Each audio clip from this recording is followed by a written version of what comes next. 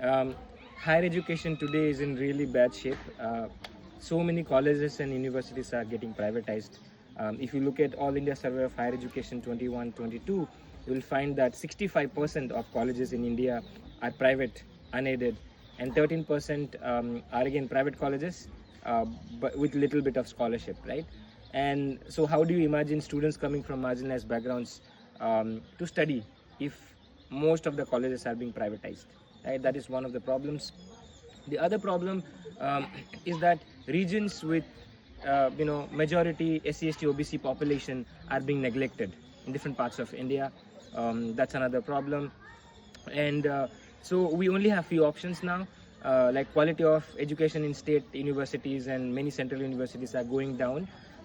So that's why we have very few options left, where students are trying to get into APU, TIS or CIVNADAR, in which there are few scholarships in some of the courses, right? And that is what we are trying to do here, to somehow make sure that some students at least get into these courses.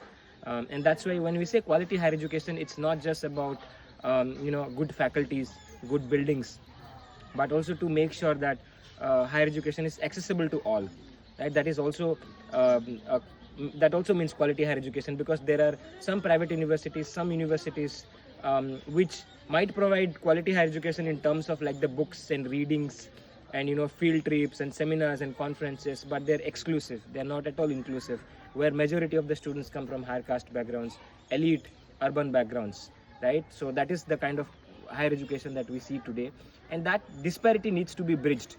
And there are two aspects to it. One aspect, the political pressure groups, policy making group, who have to push for policy changes, and the other is people like us who have gotten some sort of good education, and we need to build support system and networking within ourselves to build a community of young students, to get them into higher education spaces, whatever is available for now. Thank you.